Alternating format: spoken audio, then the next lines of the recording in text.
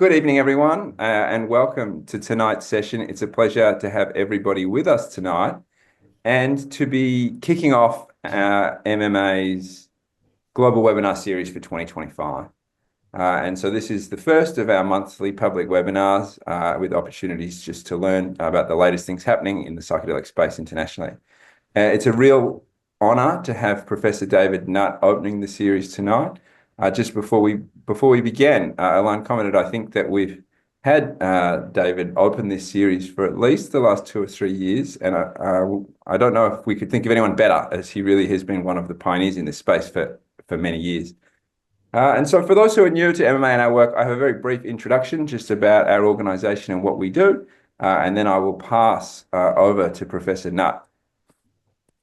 And so just to kick us off, as a brief disclaimer, just to share that My Medicine Australia's focus is on the development and use of evidence-based psychedelic-assisted therapies, and that is within the regulated healthcare system.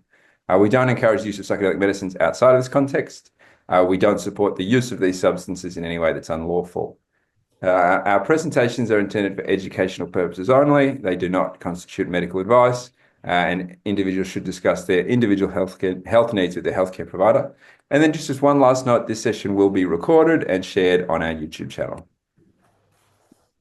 And so just to set a little bit of context, the mental health epidemic in Australia, and this won't be news to this won't be new to most people, but we really do have significant challenges with mental health care in Australia, as well as in many other countries in the world in these days. We've got studies that have shown 1 in 4 Australians with a mental illness, 1 in 6 Australians on antidepressants. That includes children, and it goes up to as many as 1 in 4 when looking at the elderly. This leads to massive costs. Primarily, this is the costs to the quality of life of people who are living with mental illness, but that does also equate to costs to society as well, with difficulties with people staying at work and keeping a functioning society. And one of the challenges that we've seen is just slow and incremental response from regulating bodies, governments. And so what we see is that despite the best efforts of clinicians, we aren't seeing notable improvement. And with that lack of improvement, this really looks like, this is a few numbers that shows what it looks like. And these numbers, they're really not great.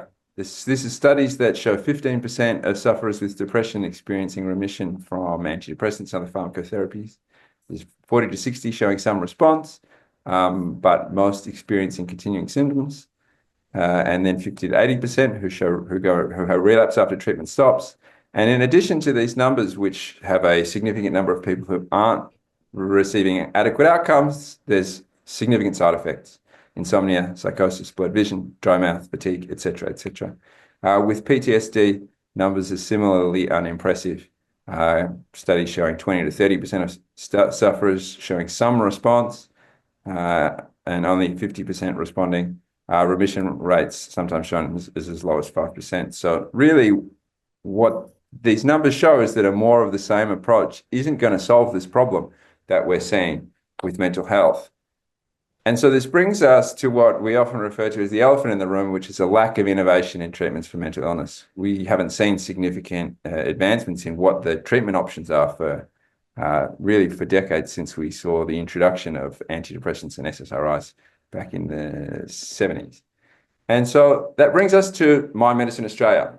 The purpose of our organisation is to help alleviate the suffering and suicides caused by mental illness in Australia. And our focus is through expanding treatment options available to medical practitioners and their patients. Our focus in doing this is with psychedelic-assisted therapies. Our focus, as it says here, is wholly clinical, so really is about integrating these therapies into the medical system. We are a charity, and we look with a broad lens. So our focus is not just on one specific area, as we'll get to briefly, but we're looking across the whole ecosystem of how can we best support these medicines and these therapies to make their way into Australia's mental health care system. Our primary focus is currently on psilocybin and MDMA. As a secondary psychedelic medicine is ketamine, but psilocybin and MDMA is the primary two that we've been focusing on. And the reason it's those two is because they're the ones that have showed that have the most significant evidence basis behind them. And just briefly, some indications of our success. What we're looking for is for these therapies to become an integral part of our mental health system. We'd like to see them achieving high remission rates that lead to a substantial improvement in the mental health statistics that I gave a brief summary of earlier. And last one is very important, that we would like these to be accessible and affordable to all Australians in need. So really to support these so that they're accessible for anybody who could benefit from them and who are appropriate according to their healthcare team, regardless of whether they're regional or urban, and with funding support so that anyone can receive access. So as I mentioned, the primary focus is on two of these medicines, psilocybin and MDMA. At this stage, the most significant evidence base is for psilocybin with depression and MDMA for PTSD. These treatments, the way that they look is there's 2 to 3 dosing sessions. So that's 2 to 3 full day sessions with psychotherapy before and afterwards, in contrast to ongoing weekly psychotherapy or pharmacotherapy. The aim of these is to lead people into remission, so with substantial improvements in symptoms in ideally a short space of time. And the evidence base has shown great safety outcomes when delivered in these controlled and supported environments. So just briefly to give a little bit of an overview of the way that MMA looks at that whole system, as I mentioned earlier, we have 4 key strategic areas. The first is awareness and knowledge building, and this is what we're here for today. The second is a professional development program that we run. The focus of this is in training healthcare practitioners to develop the competencies and skills needed to safely deliver these therapies. The third is supporting research programs to increase the evidence base and understanding. And then the final one is supporting patient access. So working across a number of areas, including regulatory considerations and affordability, to make sure that these therapies become available in Australia. And with those 4 strategic areas in mind, just to give a very brief summary of some of the achievements that MMA has made in the 6 years since it was founded. To begin with, looking at patient access, and perhaps this is the feather in the cap of the achievements of MMA, is the rescheduling of MDMA and psilocybin, which came into effect in 2023, which made Australia the first country in the world to do so and has enabled an access pathway for clinical programs within what's called the Authorised Prescriber Program for MDMA and psilocybin in Australia. In addition to that, we have secured access to pharmaceutical grade MDMA and psilocybin for use within that scheme, with the purpose of this of ensuring that there is affordable supply accessible for psychiatrists who are working with their patients.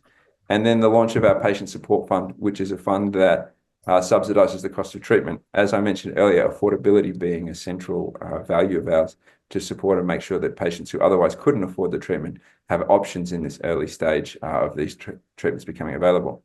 Second is looking at with awareness and knowledge building. We ran an international summit back in 2021 for psychedelic assisted therapies, which was the first in the Southern Hemisphere of its kind. We run events and other programs throughout the year, this global webinar series being one, but also online media and presentations. We have a podcast as well, and there's content on our blog. And then we did build and ran for a number of years a network of local chapters around Australia. Moving on to our professional development program, which is a central program we're currently running. At the core of this is a 4-month program, our certificate in psychedelic assisted therapies. We're just coming up to 500 clinicians who've been through this training. And the aim of this is to build a workforce that's able to deliver these therapies and support their rollout in Australia. And then running into that is our Fundamentals of Psychedelic Assisted Therapy program. Now, this is one that we deliver actually in collaboration with Drug Science, Professor Nutt's charity, to an Australian, European and UK audience. And this is an introductory program available both to healthcare providers as well as the general public interested in having a deeper understanding than what you might get from short sessions such as this. And then going on to our last program, which is in supporting research. There was a $15 million grant that came from the Morrison government, actually, probably much to many surprise, which at the time was the largest government grant in the world for psychedelic medicines, and that came from advocacy work that we completed. We're also the largest funder of research outside of government and pharmaceuticals. And then we've funded and facilitated a number of clinical trials, and perhaps really importantly in that is the establishment of a registry, which is collecting outcome data from the clinical program that is now begun in Australia. So we can get real world evidence to see how MDMA-assisted therapy and psilocybin-assisted therapy work when used in clinical practice. So this slide just shows a number of the headlines of the rescheduling that I mentioned earlier, which made Australia the first to reschedule these medicines and put Australia into the forefront as one of the leading countries in creating accessibility to these medicines. But as mentioned at the bottom of this slide, along with this, there is an obligation on Australia to get this right. And so just to move into a couple of final points before I pass over to Professor Nutt, as mentioned, our certificate in psychedelic assisted therapies is the central piece of our professional development program. This course runs over 4 months and we run 2 cohorts each year. It runs largely online, part-time with a 6-day in-person residential, and its applications are open to a broad range of healthcare practitioners who are relevant to working in the space. One of the key aspects of this is we're extremely lucky to have a faculty of some of the absolute leaders from this space. So people who do go through this program have the opportunity really to learn from the best of the best. Professor Nutt being one of those, but many others from around Australia, Europe and the UK and the US to really learn in depth of how these therapies work and how best to deliver them. And if there is anybody who is interested in going deeper and potentially working in this space, this program runs twice a year. We actually start this Sunday with our current intake, and then we have our mid-year intake opening in July. And then if anybody is interested, please do go to the URL below. You can find more details of the course there. You can also reach out to our team and speak to a member to learn more details. So please do for anyone interested. A couple of other programs. As I mentioned earlier, our Fundamentals of Psychedelic Assisted Therapies is open to the general public as well as healthcare practitioners. It's a 6-week online program and is delivered in collaboration with Drug Science. And so this, for those who are a little bit earlier in their pathway of wanting to learn about these therapies, this is an amazing place to take a deeper step and to really start to learn more depth about these therapies and how they work and about the literature. And then for those who aren't looking to learn more or not looking for education and training at this point, we would greatly appreciate any donations for those able to support us. We have 2 donation streams. The first is a general donation. And with our general donations, these provide assistance to a number of different programs. So it can support our awareness and knowledge building efforts and supporting research, as well as financial assistance towards practitioner development. And we would greatly appreciate any generous support anybody is able to give. And then our second donation stream is into our patient support fund. In this fund, 100% of funds in this go directly to subsidising patient treatment for those who could not afford it but are appropriate candidates as deemed by an appropriate psychiatrist. And so for those who wish to make a donation to support this, please do. Your generosity is incredibly appreciated, and we're incredibly grateful to those who are able to provide support. So please do consider donating in that sense. And so just finally, events like this, we have them running throughout the year. You can see here we have a number of amazing webinars such as this coming up over the coming months. So please do head back to mindmedicineaustralia.org/events to register for upcoming events. And then those who wish to take action, there's a few different ideas here of whether you wish to do additional fundraising or sharing content on social media and just spreading the word. Anything that you can do to help raise awareness about this area is greatly appreciated, and is something that can really drive the needle of driving change in this space. And so that is enough from me. I will now happily introduce Professor David Nutt. I don't know that he needs much of an introduction, but I'll give a brief one anyway. He's been one of the leaders in this space for 20, 30 years, maybe. He'll debate with me on that.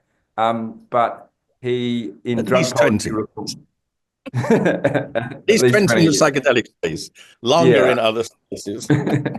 But before he became one of the leaders in psychedelic research, he was one of the leaders in drug policy reform more generally as well. So there isn't really someone who could be a better source of authority for this space. And for that time in the psychedelic space, he established and has been leading the psychedelic lab at Imperial College in London, which is really where some of the seminal work for psilocybin in particular was done. So thank you so much, David, for joining us. It's a pleasure to have you.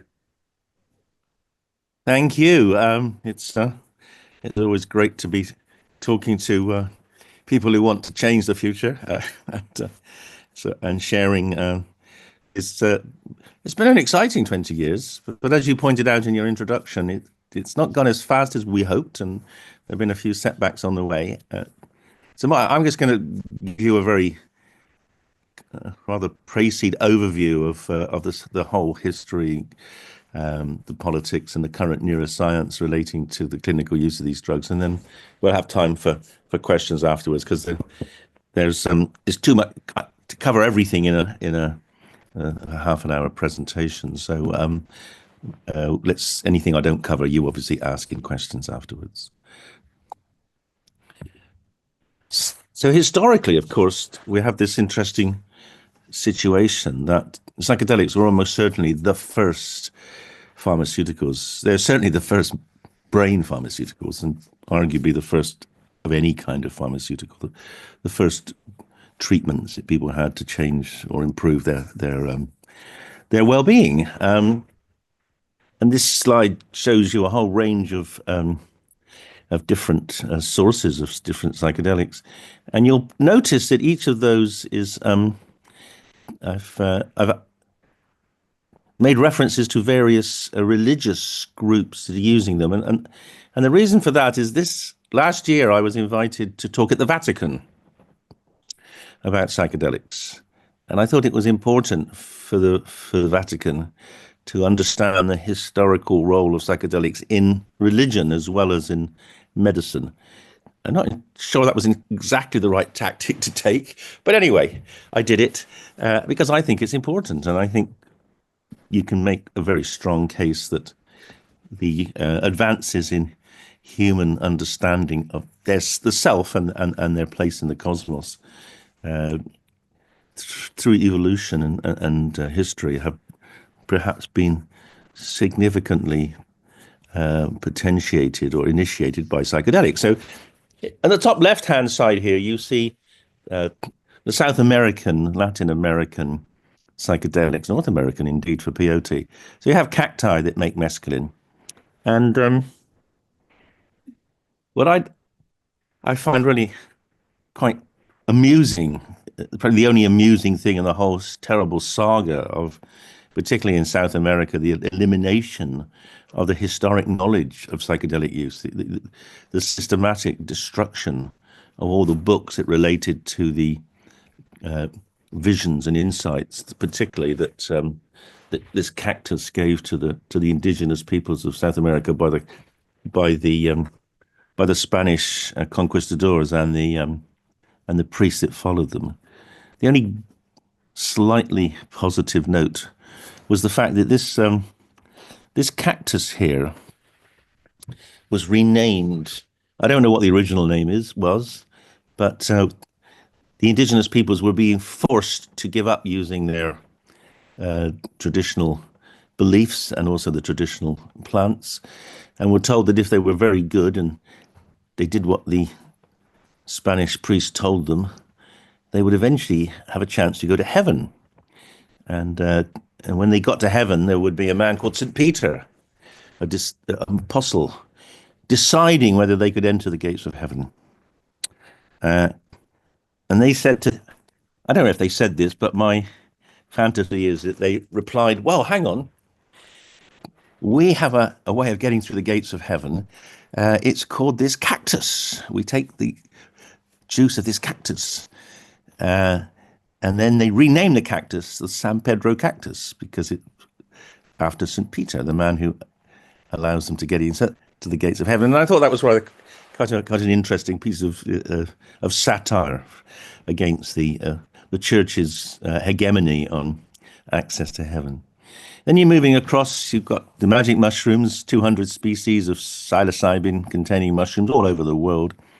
And this is perhaps the oldest proven image of a psychedelic experience. It's the Algerian mushroom man, 5,000 years BCE, and it's inconceivable that anyone would have come up with this particular piece of artwork if they hadn't taken mushrooms.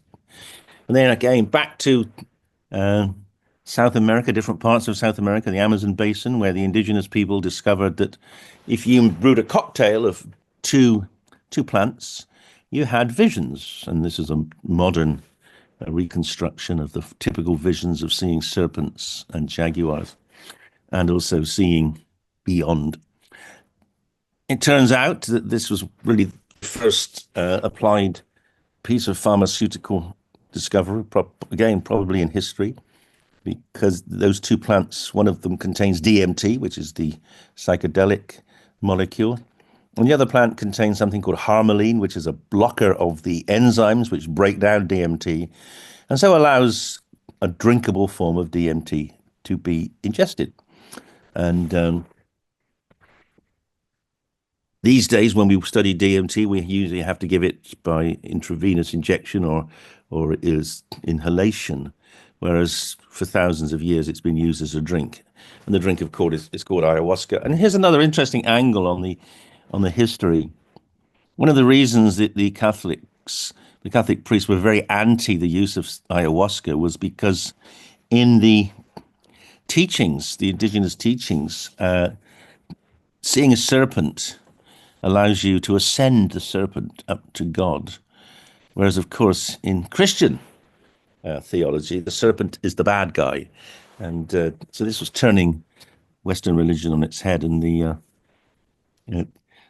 the priest didn't like that. But it's now used in several Christian churches. Particularly in Brazil, there are several churches licensed to use ayahuasca, the Santa Dame Church, and they use the ayahuasca drink as part of the sacrament instead of wine. And all the evidence we have so far is it might be more effective in helping people maintain a relationship with their belief systems. Down the bottom here, we have the European, Siberian psychedelic. It's called Amanita muscaris. It's a very different kind of molecule. All the other ones I'm going to be talking about are serotonergic psychedelics. This is a GABAergic psychedelic.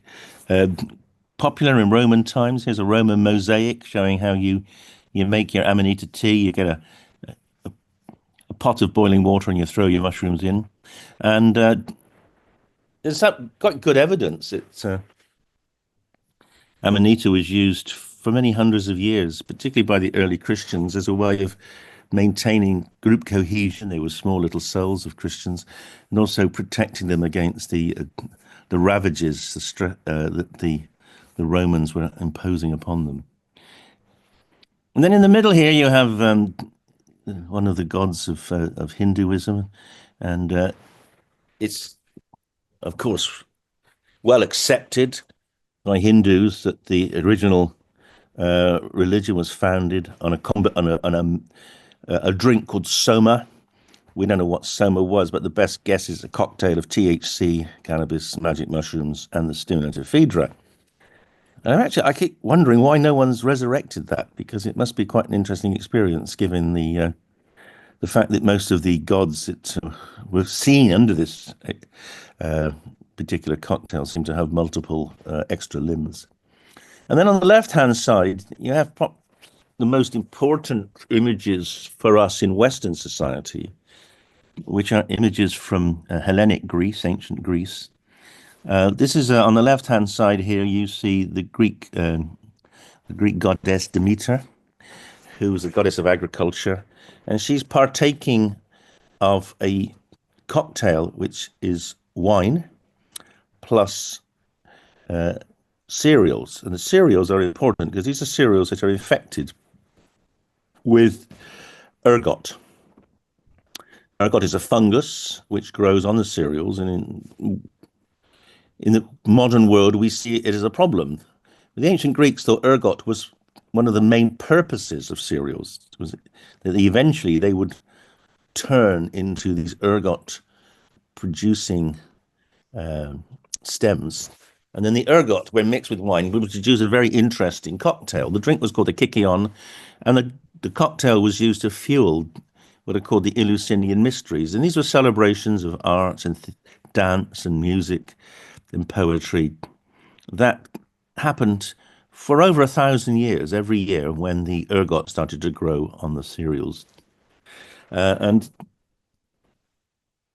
I think we can make a case that many of the insights that were given by these psychedelic drinks in those days underpinned much of the other achievements of Hellenic Greece, the development of philosophy, of geometry, of logic, and also fantastic architecture, art, as you see in this image, which is already 3,000 years old and still very, very clear. And also political movements such as democracy, which of course underpins most of Western society. So maybe psychedelics actually laid the foundation of what how we live or aspire to live today. And on the right-hand side here, you also see mushrooms may well have played a part, because here's Demeter and here's her daughter Persephone, and they're sharing what I presume are magic mushrooms. But if we fast forward now, we fast forward to the 1950s, when this medicine, LSD, was made available. Now, LSD, as you probably know, was discovered by Albert Hofmann. He was trying to improve on drugs which have been around for several hundreds of years, drugs which were based on ergot. It was known, particularly by wise women, midwives, probably from the middle of this millennium, maybe earlier, that ergot was helpful in terms of stopping bleeding after childbirth and helping milk let down, and also helping headaches. And still today, one of the most popular treatments for migraine is ergotamine, which is a more stable variant of the acid in ergot. Well, Hofmann was working on ways of improving the ergotamine molecule with a view to getting a patent. And he made a number of analogues, one of which was called LSD-25. That was his 25th analog. And it turned out it was very, very much more potent than the other molecules he made, and also had profound psychedelic effects. You probably all know of his account of the first accidental ingestion of his LSD-25, and how a 20-minute cycle, which a cycle from his lab, which at home, which normally took about 20 minutes, seemed like to take about 7 hours, and all the vivid descriptions of the altered feelings and consciousness, etc., that he experienced as a result of LSD. And his story was very compelling, but more important, he and Sandoz, the company he worked with, realized that this was a profoundly novel drug. No other drug that anyone had ever come across, with the possible exception of mescaline, which had been explored a little bit by philosophers and some scientists in the 1930s, had the same effects as LSD. And so Sandoz decided to turn it into a medicine for the treatment of mental disorders, but also for the treatment of the use to explore a brain and the opportunities to change brain function and therefore study the brain. And because in those days companies were actually quite open-minded, they wanted to know what the value of this potential medicine was. Sandoz made it available, and here you see, here's a little packet of LSD tablets. These are 20 microgram tablets, I think. A few years later, a mycologist called Wasson, who had discovered and exploited the use of magic mushrooms in Mexico, wrote quite compellingly in, I think, in Time magazine, about the experience. And Hofmann heard about this and explored what the active ingredient in magic mushrooms might be. And he discovered it was psilocybin. And in fact, structurally, LSD and psilocybin are somewhat similar. They're all effectively tryptamines. They're all very similar to 5-hydroxytryptamine. And so Sandoz made this available, psilocybin available as a medicine too, called indocybin. And for about 15 years, these were widely used. They were a revolution. In the 1950s, we had, as I can say, we as a psychiatrist, we had no treatments for mental illness other than morphine and sedatives, barbiturates, neither of which were very useful. Psychedelics were the first treatments we had, but also more than that, they were also the first tools we had to explore in a scientific way how we might alter people's consciousness to get better insights into the way in which consciousness was controlled. And there was no question this was a revolution. The US government funded nearly 140 grants to study particularly LSD, but also psilocybin. That resulted in 1,000 clinical papers, the data of which was discovered from studies on 40,000 patients. There were 40 books, 6 international conferences. And in 1971, which is an important year because that's the year, as I'll show you, that these drugs were banned on the internet across the international stage. Masters and Houston pulled together the data and came to the 40,000 patients were traded before the 50s and 60s. Maybe people could turn off their microphones, please. Got it. Sorry, I've just remuted them. The results that Masters and Houston concluded were overwhelmingly positive, describing safe and effective treatment.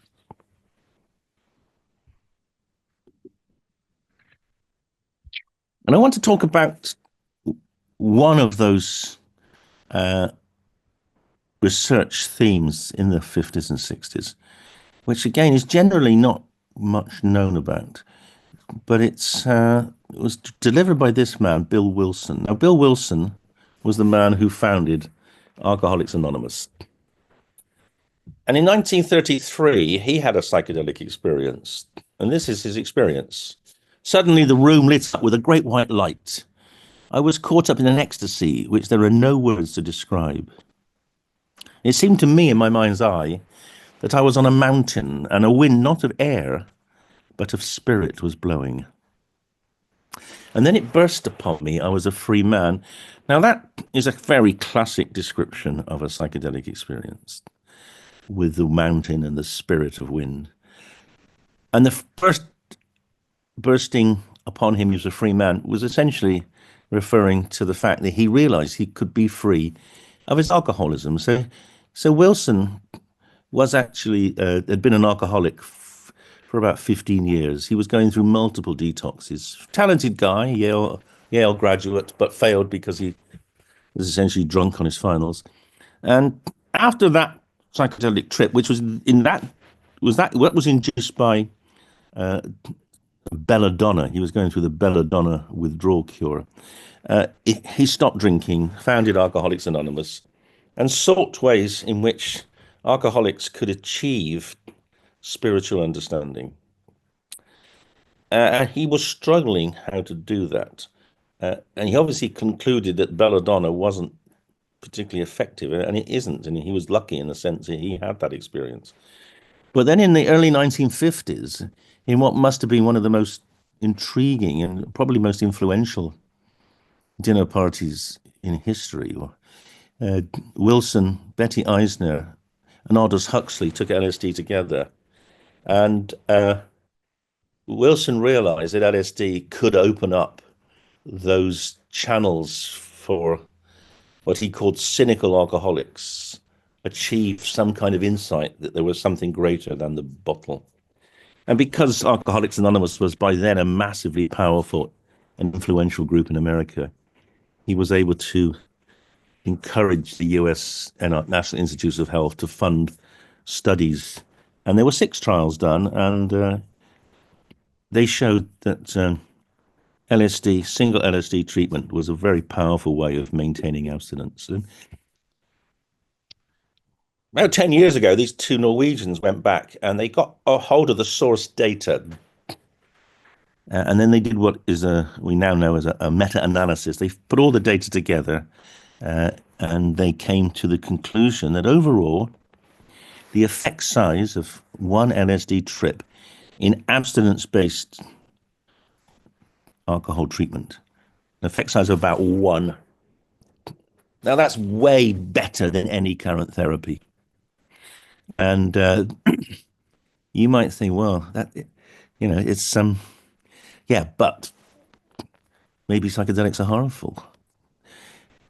Of course, the reality is overall the benefits to people with alcohol problems that have been denied by the banning of LSD for the last 50 years massively outweighs any possible harms.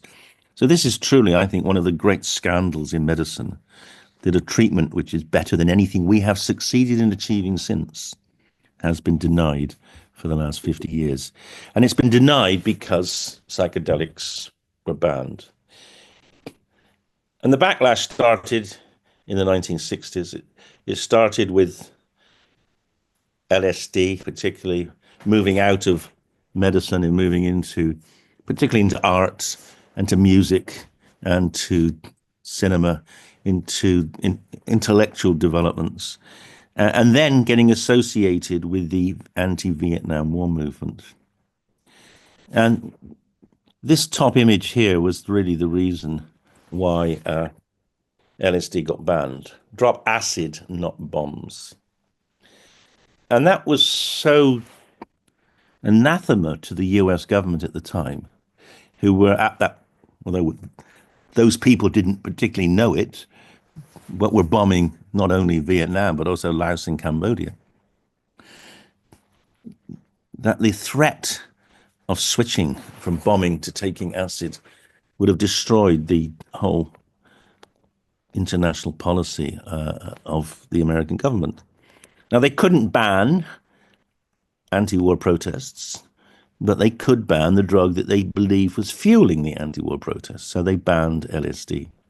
And the bottom image, of course, is another reason they banned it, because a lot of the young men who were avoiding the draft were moving to San Francisco, Haight-Ashbury. They were taking LSD, and they were arguing we should make love, not war. And that wasn't what the American government wanted to do then. And sadly, it's not what any government subsequently seems to want to do. So the LSD got banned because it was supporting an anti-war movement. And the ban was catastrophic. So the top image here shows on the y-axis the number of papers each year published with LSD. And the blue, that's the blue. And then the red one here are a number of papers published each year with psilocybin. And, sorry, these are citations each year. And then you see here the ban, the American ban started here, and the international ban started here. And then there was a catastrophic fall off in output. And this was a deliberate ploy. This was a ploy to try to eliminate all knowledge of these drugs, to remove their threat to the establishment. And it nearly succeeded. For 2 years here, there were no publications at all, no citations at all on psilocybin. Why did this happen? Well, there are 3 reasons of this collapse. The first was the US government stopped funding research. And people were told not to do this research because it would be bad for their reputation. And finally, even if you could get money, like Rick Strassman did, to study DMT, the governments made it so difficult to work with these drugs that eventually he gave up because it was too difficult and too expensive. In fact, our work here, back when we started studying psychedelics, there were questions in the British Parliament as to why we were allowed to study an illegal drug. The hostility to these drugs was overwhelming. And it's emphasized by the fact that when these drugs were banned, they were put into Schedule 1 of the US, UK, and international conventions, Schedule 9 of the Australian conventions. And they were based, this is the most stringent of the schedules. And it says that these drugs are very dangerous, equivalent to crack cocaine or crystal meth, which clearly they're not, have no medical value when I've shown you there were 1,000 medical papers showing medical value. And they were addictive when I've shown you they were anti-addictive. So basically, there was a systematic attempt to lie about the utility of psychedelics. And this is the worst censorship of research in the history of the world, all research, not just mental health research. And you can read about it in a paper I wrote now 12 years ago, and it's still there. No country in the world has pulled these drugs out of Schedule 1, except Australia, which has moved them from 9 to 8, for compassionate use in patients with treatment-resistant depression or PTSD with MDMA. So how have we been going about fighting back? Well, one of the ways is to actually reevaluate the claims that these drugs are very dangerous. And here are 3 published reviews using a technique called multi-criteria decision analysis, the most sophisticated way of making decisions about comparative harms, used to help countries decide on what they do with nuclear waste. We applied it to different drugs. And this was the first paper, the left-hand one, famous paper, came out in The Lancet 2010.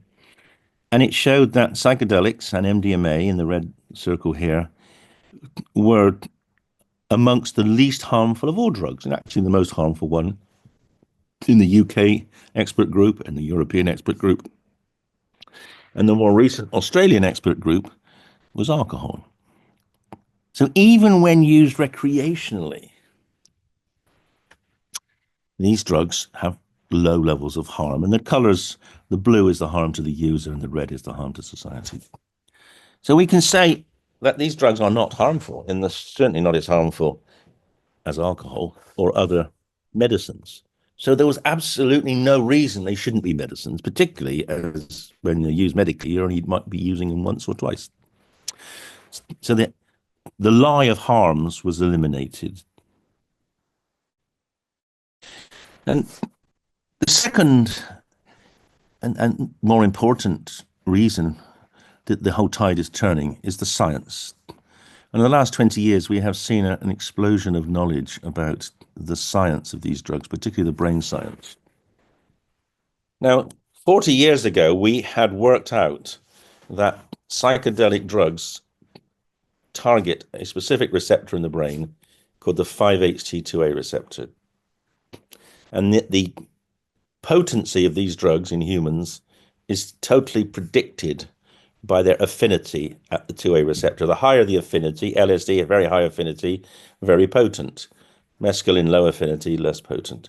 But all the drugs that we use clinically and also all the other experimental ones that have been made, they all fit on this line, showing strong relationship. And that tells us there's a clear relationship between the affinity for this receptor and their effect. And that is almost proof that they work through this receptor. The final proof came from the development about 30 years ago of drugs which block that receptor. Drugs like ketanserin, risperidone, mirtazapine, and they all block the effects of psychedelics. And now the receptor's cloned. We know it's a G protein linked receptor. This is the receptor here, the G proteins, and we know there's a binding site. We know the molecular conformation of the proteins that make up the receptor, and we can see now where psychedelics bind, and we now know why they bind and have long-lasting effects, particularly LSD. Now, having tools to study these receptors allowed us to explore where they are in the brain and what they might mean and what they might do. And this is an interesting example. We worked for 10 years to make a PET tracer to measure the density of these receptors in human brain. I led a European network to try to do that. And we came up with this tracer, SIMB36. SIMB is a psychedelic drug. It's an agonist at these receptors, very potent agonist at these receptors. And here you see the distribution of the 2A receptor in living human brain. And I want to emphasize a couple of things. The first is that the color coding, red is hot. The more red, the hotter, the more receptors. So the receptors are largely expressed in the frontal part of the brain here and in this posterior cingulate region. very low density of these receptors in the midbrain and hindbrain. And that explains why these drugs are free of major effects on basic physiology like respiration and cardiovascular function. There are also very relatively few receptors in the sensory motor cortex, which is why people can walk around on psychedelics. They're not incapacitated. They're also not such high density in the primary visual cortex, which is why people can still see things. Of course, they can see things differently, and we'll talk about why that is in a minute. Now look on the other side here. This is interesting. This is a heat map of the evolution of the human brain. And again, red is most recently evolved. And you can see there's a peculiar overlap between the most recently evolved parts of the brain and these receptors, the 5-HT2A receptor. Now, the most recently evolved parts of the brain are the parts of the brain which are called the transmodal cortex, or the cortices. These are the parts of the brain which have evolved to make humans very, very much cleverer and have much larger brains than any other primate or any other comparative species. These are the parts of the brain, the transmodal cortices, are the parts of the brain which essentially make us human. That's where we do our reflective, insightful, analytical thinking. And it's that interested us. And we wrote a paper published last year arguing perhaps the evolution of the human brain, and perhaps, or certainly almost definitely, the fantastic capacity of the human brain to make insights, to make analyses, to make communication. We've got something to do with the high expression of these receptors in the most recently evolved parts.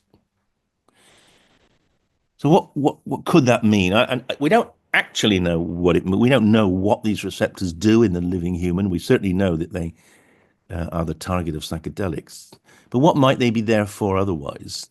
And one example that I use is that they might have helped early humans explore how to make fire. Fire was obviously something critical. If you could make fire, you could stay alive, you could cook, you could stay warm. So people were looking to ways of generating heat. And as you know, there was chipping stones or rubbing bits of wood together. So the intention to make fire would have been generated by this transmodal cortex. But the discovery that eventually you could make fire, and how the utility of that, the communication of that to the rest of the species, that would undoubtedly have been encoded and then rolled out through these transmodal cortices. So we're thinking that really important decisions, insights, conceptual leaps may be, if not driven by these receptors, encoded and then transmitted through them. Let's move to the modern era of neuroscience. This has become almost a meme for what psychedelics do. This is from a study of ours, our very first psilocybin imaging study. This is an fMRI constructed images reconstructed from psilocybin MRI study. And these two images have exactly the same number of connections. 7,200 connections on each. So they're basically statistical probability maps of the likelihood of any particular voxel, any particular region in the brain, changing its activity in relation to another. On the left-hand side, you have the normal situation, which is called the small world brain. Most of the communication in your brain today, as you're sitting listening to me, is done very locally. The visual cortex talks to visual cortex, auditory cortex talks to auditory cortex. Of course, if you hear a bus bearing down on you, you've got to get your legs moving. So you've got to have some cross-cortical connections. But because the human brain is so huge, and these neurons that are communicating are so small, the energy costs of communicating across what is, the equivalent to thousands times the distance of a neuron, the size of a neuron, is very expensive. So the brain is very efficient. It downloads most of its computing power into these local regions. Oops. Your brain is 10 times more energy efficient than any human computer because it does so much the processing locally. But just imagine if your processing drives you in the wrong direction, if the processing puts you deep into a rut of thinking that you're worthless, that you're a failure, that you don't deserve to live, you become depressed. Those deep ruts of thinking, abnormal, ingrained thinking processes, can be very, very difficult to break, as we know. On the right-hand side, you see why psychedelics can break these. Because psychedelics put back the brain's connectivity to before it was deeply ingrained. The whole process, this is like a child's brain. And the whole process of education is to take a brain where everything's possible and to make it do the same as all other brains. Think the same way, have the same political views, vote the same way, etc. And that's, of course, what most of education is thought to be about. But if you educate yourself to believe that you're a worthless person, if you've been traumatized, for instance, as a child, then you end up with a distorted view of yourself and of the world from which it may be difficult to escape. And psychedelics are the only things we know which can completely disrupt that process, put the brain back to where it was, and allow people to essentially shake down the landscape so that they're no longer in this deep rut. And it was this fragmentation of essentially ingrained thinking which led us to explore the possibility of psychedelics as a treatment for disorders like depression. And there were two other reasons we moved from the science of psychedelics to clinical therapy. And the first is shown in this image. Paradoxically, psychedelics, as well as increasing connectivity in the brain, they reduce activity in those regions where there are a lot of the 2A receptors. They dampen down activity in this region here, which is called the medial prefrontal cortex. And that was a surprise to us. But we knew that this was an important brain region relating to depression because we knew a whole range of different treatments for depression were associated with attenuated activity in that brain region. SSRIs, CBT, sleep deprivation, ECT, placebo. Helen Mayberg showed that if people get better on placebo, there's less activity in this region. And that's why she then developed deep brain stimulation to switch off that region as a way of trying to lift depression, and it was successful. And more recently, Bill Deakin had shown that ketamine does the same. Now, these are all proven treatments for depression, so we thought, if maybe psilocybin can switch off that region within minutes of being given, maybe it would also be antidepressants. And the second was the understanding we came to that what psychedelics do largely is disrupt a network we call the default mode network. Now, this is a network which is only discovered in the brain when people developed good brain imaging tools. And this network is the network which is anterior, posterior, cingulate, and these lateral parietal regions. This is the network in which you do your thinking about yourself. It's called the default mode network because when you're sitting quietly with your eyes closed and you're not listening to anything and you're just thinking about your present, your past, your future, this is the dominant network. As soon as you open your eyes or moving your arms around, then other networks take over. But this is your self-sensing network. And it's completely disrupted. The bottom images show it's completely disrupted by psilocybin and other psychedelics. And that explains the psychedelic state, the sense of self, atomization, the disappearing from the scanner, going into space, etc. You've broken down everything that organizes where you are in terms of the external environment, but you break down the internal thought processes, which in this network, the default mode network, that's where you encode, for instance, if you're depressed, you encode your thoughts of depression. And coincidentally, with our publishing that paper, the group from Yale published this remarkable paper showing that people with depression have more of their brain engaged in this self-referential thinking. The default mode is greater. More brain is in the default mode in depressed people than in healthy controls. That overdrive is driven by the subgenual cingulate, and it's also strongly correlated with rumination. So depression is I suppose we all should have realized, depression is a disorder of internalized thinking, continually repetitive negative thoughts about oneself, which dominate the thinking. And that's this overactivity of the default mode network cuts into the ability of other networks, like the executive networks. Depressed people can't read or pay attention to cinema or to films, etc., because they're so consumed by their internal thinking. They've got less capacity for this externalizing. So we did a study, and this is the data from the first study. We took 20 patients, all who had treatment-resistant depression. They'd all failed on 2 or more antidepressants. Some had failed on 10. They'd all failed on psychotherapy.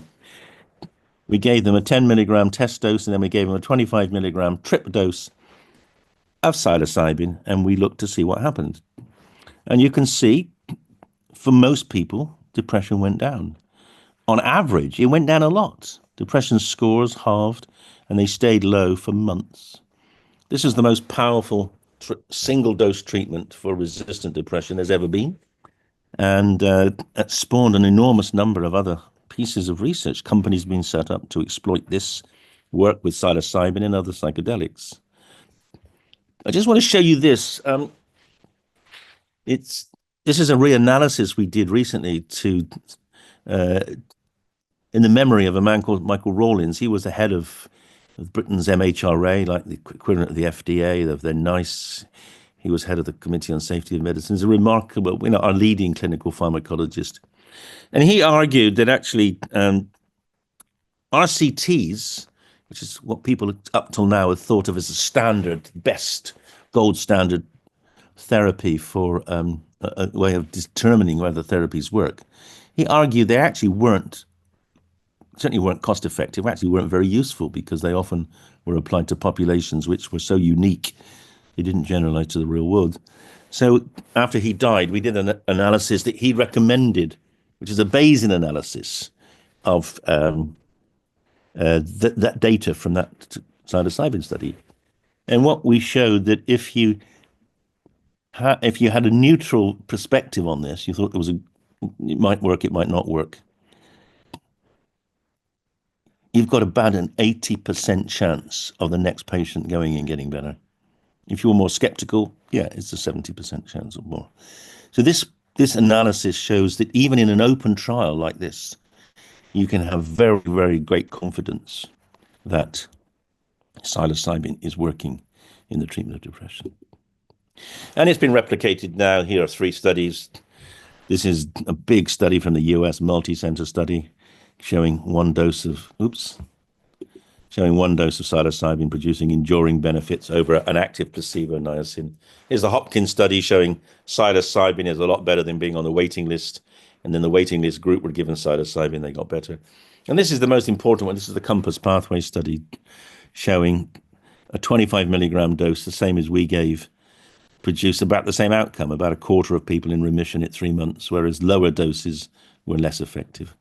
And there are also positive outcomes, ayahuasca, DMT.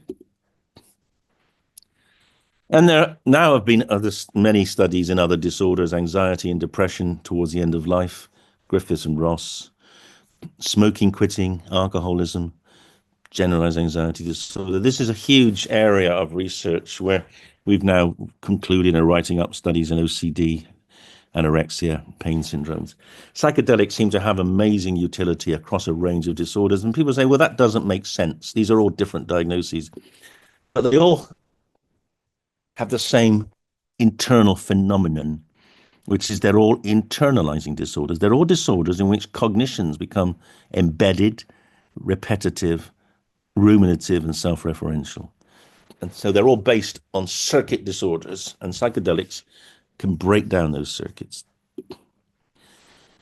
But beyond that, there's also great interest in a new phenomenon which has been discovered with psychedelics, which is neuroplasticity. And sub-psychedelic plastogen doses may be useful in a range of neurological disorders like cluster headaches, stroke, traumatic brain injury.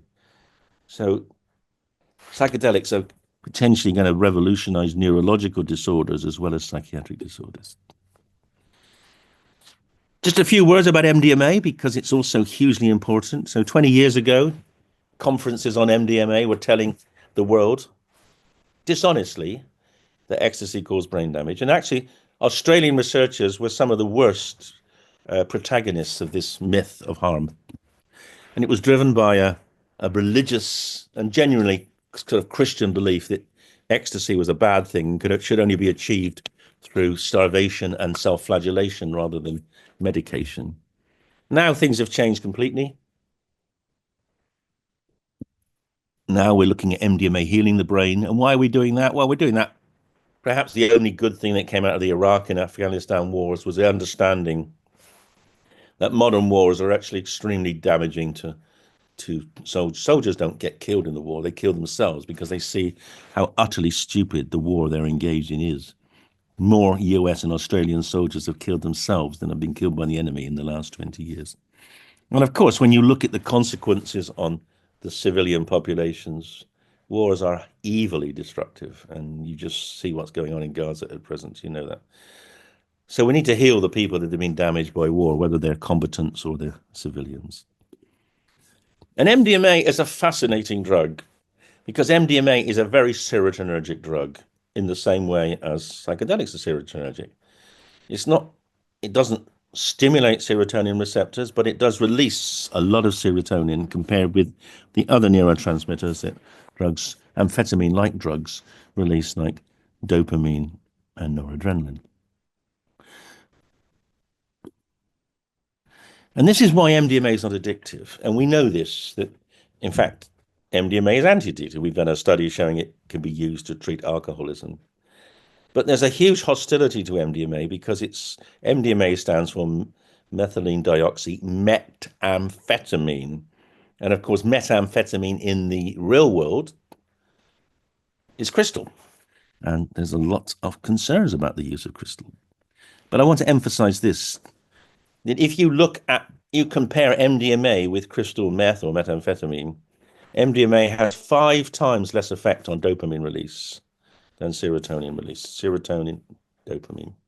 Methamphetamine is exactly the opposite. It's 15 times more dopamine than serotonin.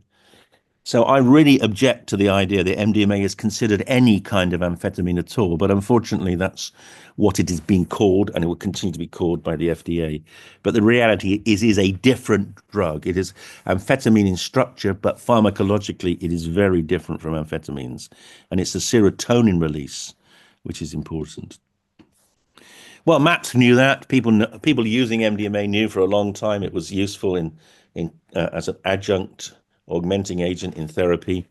And MAPS went on and did 2 phase 3 studies, large studies, people with PTSD, treated with a lot of psychotherapy, weeks and weeks of psychotherapy, but with 3 MDMA sessions or placebo. This is the placebo sessions, here's the MDMA sessions.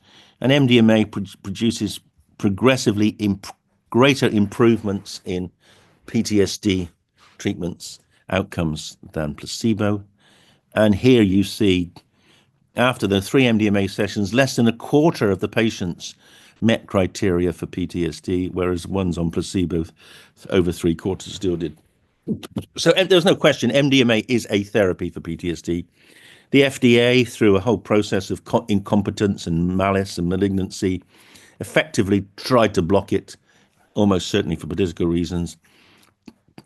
It may be they're going to be forced to review it because, of course, the burden of PTSD is so enormous. And the fact that the Australian government, the TGA, saw these data and said, yeah, that's proof, good enough proof that this drug works in PTSD, and we'll make it available. This is the alcohol study I mentioned. This is our study, small study, showing that 2 MDMA treatments in the phase following detox produced very significant reductions in drinking over 9 months compared with the non-MDMA treatment, where it, as is almost always the case wherever in the world you do this work, 2/3 of alcoholics relapse within 3 months. Just finish with a bit more about the neuroscience. I want to give you some patient descriptions. This concept of brain reset is something that is very, very commonly mentioned, often with a computer analogy. It was like when you defrag the hard drive on your computer. I experienced blocks going into place, things being rearranged in my mind. I visualized it was all put into order, and I thought, my brain is being defragged. How brilliant is that? And another patient, my outlook has changed significantly. I'm more aware now it's pointless to get wrapped up in endless negativity.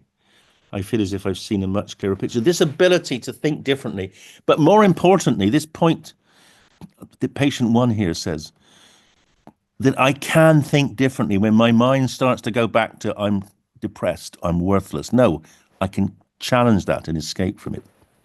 And what I think is perhaps the most remarkable finding we've made in all our imaging studies with psilocybin is that psilocybin does make the brain more flexible at the level of network integration.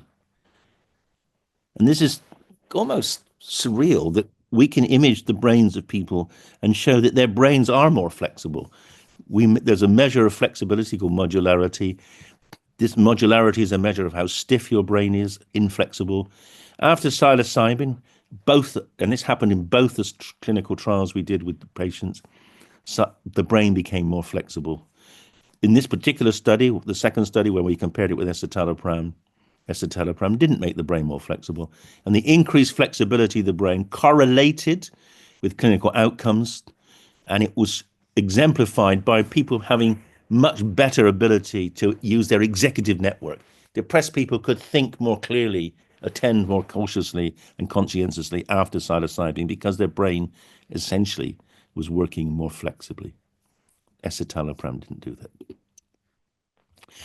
And then finally, I just need to make sure you emphasize this fascinating discovery that psychedelics have neuroplasticity. They increase the growth of dendrites. They increase the growth of synapses. This is in animal models.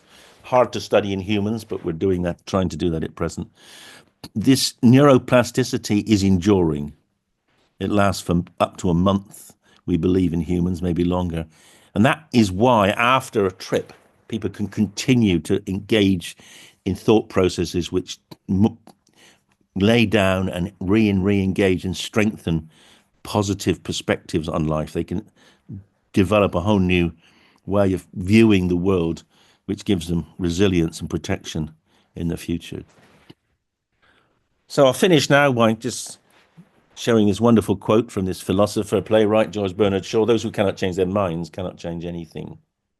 And psychedelic treatment has changed the minds of our patients through changing their brains. And can this research now change the public and politicians' minds about psychedelics and bring them back into? And that is the big challenge. And the great thing is, it has happened in Australia. And that is why I am always so delighted to talk on anything that MMA do, because MMA triggered this. They triggered the initiative. They triggered the thinking. They triggered the challenge to the TGA. They challenged the psychiatrists who were resistant, and they got the public on board. And this rescheduling of psilocybin for treatment-resistant depression and MDMA for treatment-resistant disease is truly it's a testimony to Australia. It's a testimony to open-mindedness, and it's a testimony to a charity. It's a testimony to thinking differently. You don't have to have a drug company making a profit selling a drug to be able to use a drug. So I think this is a revolution in psychiatry. You can read more about it. This paper has just been published in the British Journal of Pharmacology, published a couple of weeks ago now. It's the history of how we did it in Australia, giving credit particularly to Peter Hunt and the MMA team. And you can read this paper. We're trying to persuade the British psychiatry and those groups to start doing the same thing. We're working hard to try to get the law changed in Britain to facilitate the use of these drugs in patients. And if you want to read more, you can read these books of mine, which have and one of which, of course, has an Australian co-author, David Castle. And I'll just say, I didn't have a chance to put it up today, that literally today in the Lancet Psychiatry, I've got a piece that's just come out, and I will send it now to Scott. I'll send the link and you can all download it. It's a large piece. You don't need to read it all, about all the problems in psychiatric drug development over the last 50 years. But at the end, it focuses on the fantastic opportunities that psychedelics have to rectify what I call 50 years of failure. So I will send that to Scott now, and he'll circulate it to you all, and you'll know where the future is. Thank you. Wonderful. Thank you so much, David, for your presentation and for your time. Now let's switch to questions. I am aware we're getting close to the end of our allotted time for today, but perhaps we can stay on just for a couple of minutes extra so we can take a few questions from the chat. Do it. Far away. When I send you that link. Perfect. And so perhaps I'll take this first one from Tom. In these cited studies, were the participants receiving talk-based therapy in conjunction with psychedelics or just receiving psychedelics alone? Yeah, sorry, I didn't have time to go through the. Well, yeah, it's a very structured process. We have a preparation day. We have therapists present during the trip, although we don't do therapy during the trip. And we also have integration sessions, at least 3 afterwards, ideally more, but we generally can't afford more. Wonderful, thank you. And then another interesting question about the regulations. Why is it that the TGA approved MDMA for PTSD and psilocybin for treatment-resistant depression, but not MDMA for both or psilocybin for both? Oh, that's very straightforward, because the evidence for MDMA and depression is not anything like as compelling as the evidence for psilocybin. Psilocybin for PTSD is not as compelling as MDMA. So basically, it was very logical that what they did was based on the evidence. Scott, I can't seem to get into the chat to put the. I want to put up this link to the Lancet paper. Put that link through. Is there? Can you see a chat? Can you see a chat button down in the bottom bar? It should be next to participants. I got it. What I have, but no. Okay, carry on talking, and I'll see if I can find it. It doesn't seem to open, but never mind. Keep asking me the questions. Sorry, I don't want to interrupt. I just, maybe people don't want to read it. So it's probably more interesting to ask me the questions. Go on. For sure. One just question: with the PowerPoint be shared? Yes, we will send in an email after this to all the attendees, a copy of the presentations. And then also a couple of questions about different diagnoses. Has there been any research? I'll just give a couple of these that I saw here. Any research for psychedelic-assisted therapy for autism was one, and dementia was another that was put forward. Yeah, so dementia, people are interested in low-dose microdosing for dementia, in particularly in terms of behavioral. We've done some work in age-related memory impairment. I think it showed improvements in mood, but not in cognition. I think the problem with dementia is you just have to start treating in people, 10 years before they got dementia or much earlier. So, and that would be very difficult. It's impossible to do dementia studies really in a situation where you have an illegal drug. You need to change the schedule so people could be taking it maybe on a daily basis for many years. In terms of autism, yeah, I mean, it's a really important question. There's one study of MDMA in autism, the Alicia Dankworth study, showing it helps social anxiety in autism. There will be more studies ongoing. I think there might be one as part of the Australian funding. I'm not sure. So it's an important question. I can see value, but I think it's got to be used carefully. And it's not going to be we're going to cure autism. It's going to be helping people with particular symptoms which are problematic. Wonderful. And then perhaps I might just take one more, which is also about neurological conditions such as MS. Is this also an area where there's been any research or any interest in research? There is. I mean, the psychedelic approach to neurology is twofold. The first is, as I said, neuroplasticity, trying to regrow the brain after it's been damaged, like in stroke. And there's a big study going on we've are part of, or at least intellectually part of, where we worked out you could give a 6-hour DMT infusion without producing hallucinations. And that is now being done in stroke patients soon after strokes to see if we can regrow the damaged brain. But then the other approach is the anti-inflammatory approach. 5-HT2A receptors are immune cells. Agonists dampen down immunity. As you may know, all the useful treatments for MS are actually targeted at stopping immune cells getting into the brain. It may be possible to use psychedelics in lower doses to stop the immune cells damaging the brain. That work hasn't started, but it's being other immune disorders are being targeted.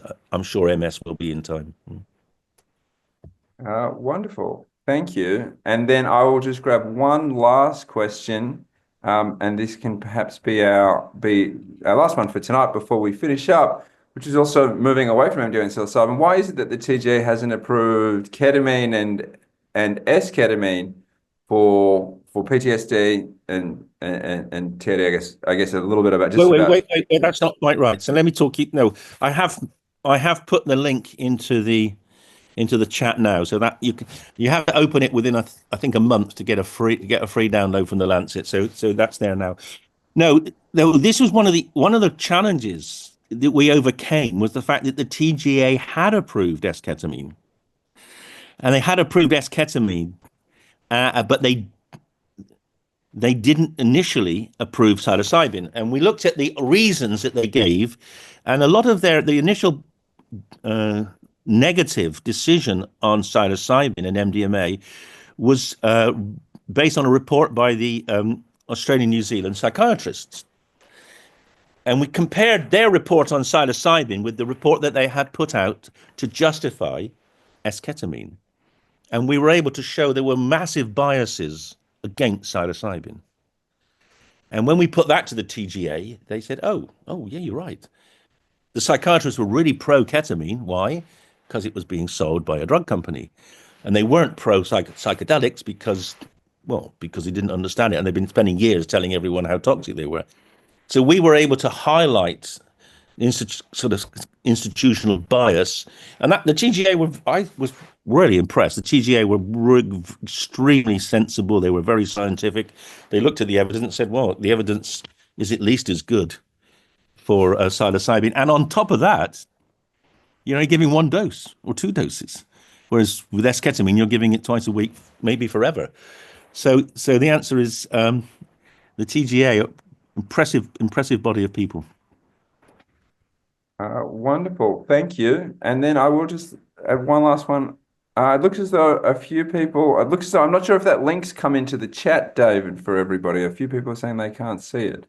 For the Lancet, article. So what we will do is we will also send it via email after this webinar. So we'll send a follow-up email tomorrow, and we'll make sure that link is in there for everybody who doesn't have it in the chat. It's up there, 819. There it is. I sent it to Nedal Elgatis. So if everyone can see that, maybe I sent it to the wrong person. I didn't send it to everyone. It's up there now. I think someone else has also shared it too. So we've now definitely got it. And yes, I would love to be helping people in Palestine with psychedelics. It's just not practical at present, but in the future, it's something we should be really trying to do. Wonderful. And so, David, do you have any final comments before we finish up for today? No, well, get on the course. I won't be teaching on it. I'm sadly too busy to keep coming to Australia, but some even better people in my team than me are coming, and you'll love them and you'll love the course. And I'm envious, but I'll keep banging the drum globally for rationality, and you keep celebrating the fact you're leading the world. Wonderful. Thank you so much, David. And thank you to everybody for joining us. It's a pleasure to have you with us. Next month, we are back with Bill Richards, so another one of the real leaders of this space, and a rare opportunity. So please do join us for that one. And I will just add as one last parting thing, if anyone has really enjoyed this session and would like to make a token to show their gratitude and would like to make a donation, we do appreciate even donations of any form, even the smallest, towards our patient support fund. It is a way to say thank you for this work, as well as to support those in need to receive funding to support equitable access to these treatments, which is such an important aspect. So I will leave that one there, mindmedicineaustralia.org.au/PSF. And a huge thank you to everybody for joining us today. I look forward to seeing you all on our next session next month. Thank you so much. See you then. Thanks, everyone.